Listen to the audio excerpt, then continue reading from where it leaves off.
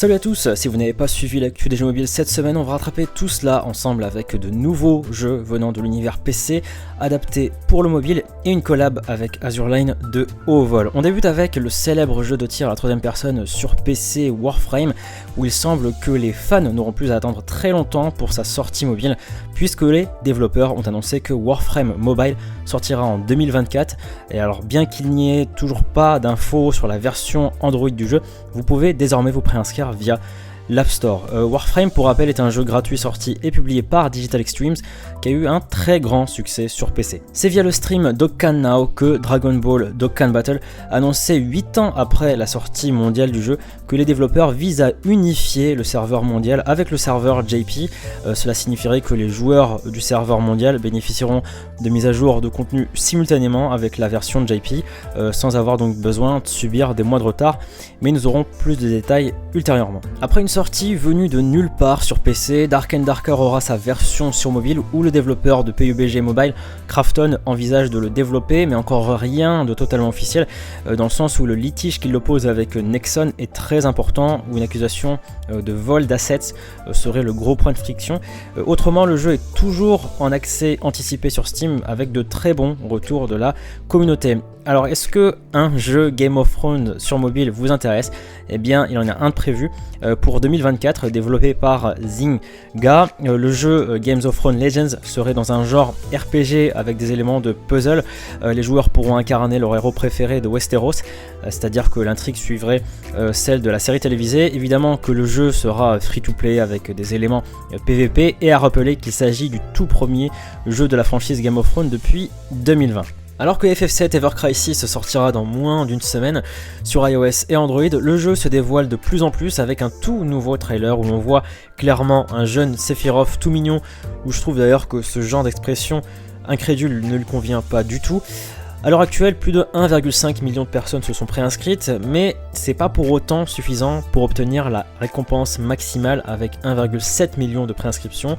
Le jeu s'adapte à tous les profils de joueurs avec un mode automatique ou d'animation accélérée pendant les batailles. Quant à l'intrigue, celle-ci fonctionnera par épisode. Après 5 voire 6 années de développement, l'éditeur Smilegate, notamment connu pour Epic 7 et Outer Plane, est prêt à présenter le MMORPG Lost Ark Mobile. Le premier site teaser devrait être publié en septembre, où les développeurs partageront plus de détails sur les plateformes, la date de sortie, CBT, pas CBT, etc.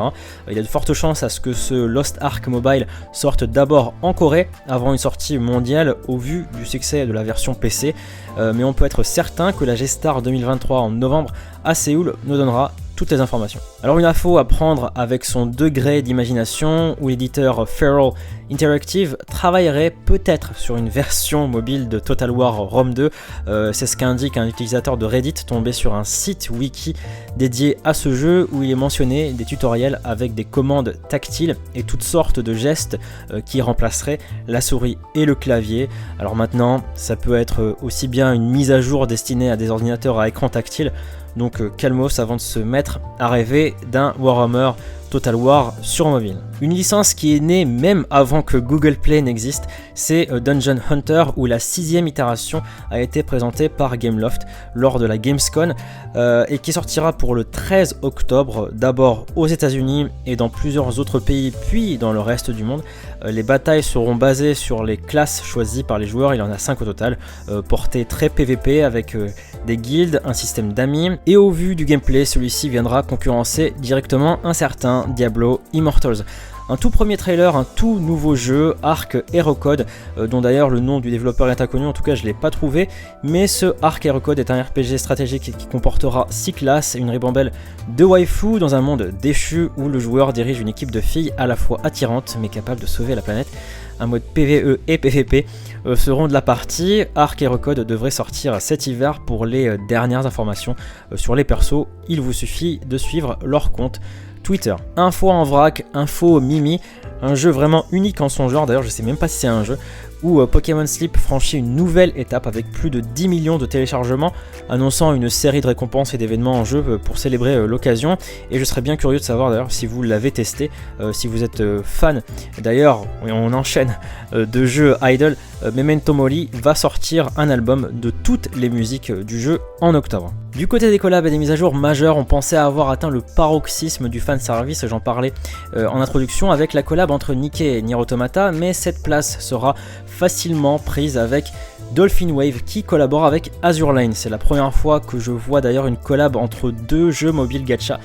Dites-moi en commentaire si vous en connaissez d'autres, mais c'est une aubaine pour les deux jeux tellement elles ont une base de weeb très forte avec donc l'ajout de beaucoup de contenu pour les joueurs, et plusieurs waifus d'Azur Lane feront partie de Dolphin Waves grâce à cette collaboration. Dans la section des au revoir et fermetures, c'est Square Enix qui annonce que la version mondiale du RPG Sinnoh Alice sera fermée le 15 novembre.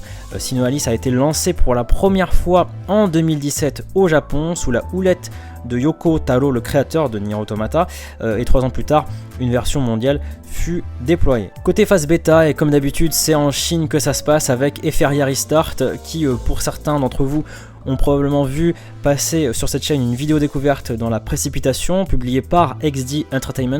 Vous devrez faire en sorte de stopper une intelligence artificielle qui est hors de contrôle en tant qu'agent d'Hyperlinkers. Mais je vous invite à jeter un coup d'œil à la vidéo découverte pour plus de détails. Du côté des sorties, c'est Aster Tataricus sorti au Japon, où vous aurez affaire à un RPG Tactics basant l'intrigue du jeu sur les légendes du roi Arthur.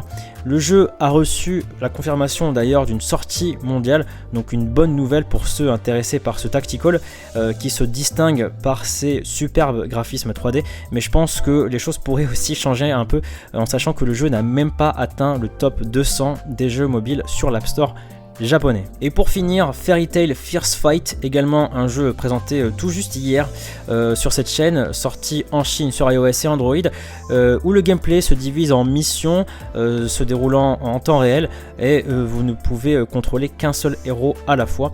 Et surtout, le fait à retenir de ce Fairy Tail, c'est qu'il s'est hissé au premier rang des RPG sur l'App Store chinois, et sur TapTap, il est numéro 2, devançant Honkai Star Rail. Merci d'avoir suivi cette édition 34 de l'actu jeu mobile de la semaine. Me concernant, la liste des jeux à venir pour le mois de septembre ainsi que la liste d'une grosse partie des jeux mobiles à venir a été mise à jour sur le Discord.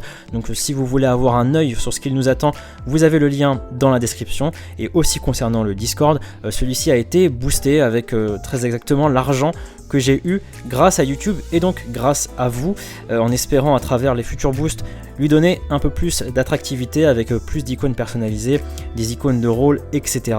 Et n'hésitez pas d'ailleurs à apporter des suggestions pour améliorer ce serveur, et n'hésitez pas à le rejoindre. En tout cas, si vous avez apprécié cette vidéo, pensez à liker. Si vous n'avez pas apprécié cette vidéo, pensez à liker, et je vous dis à la semaine prochaine.